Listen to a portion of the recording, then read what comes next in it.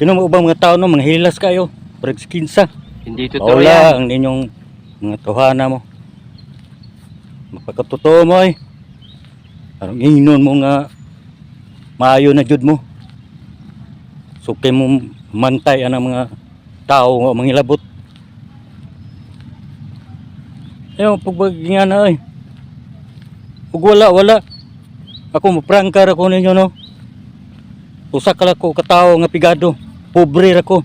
Ayaw ko giapilan na sa inyong magpakaruino mong dato. Dagan mong kwarta. Yan, napuno dahil mo sa mga utang.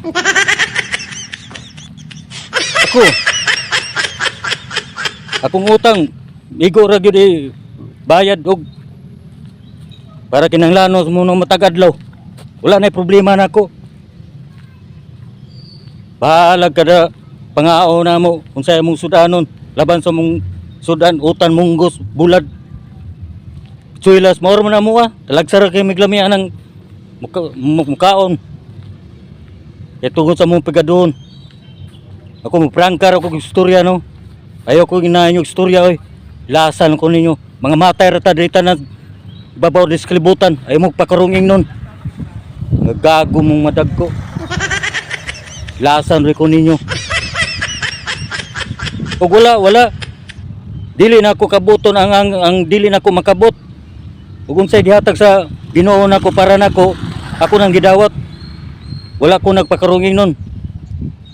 Dili po ko yung nga unsay maabot nako.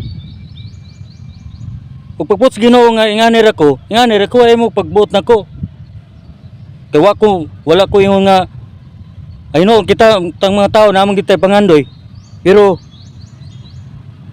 ang pangandoy nga dili nato makabot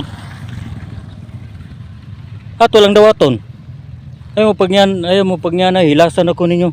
Pura mo mga dato. Ako pobre ra ko. Pero kamo magpakarungin mong dato. Bisag pigado pa mo. Ayaw mo pagyan ay hilasan ako ninyo. Relax lang mo ba? Ayaw magpakarungin ng good nga skinsa na gyud mo.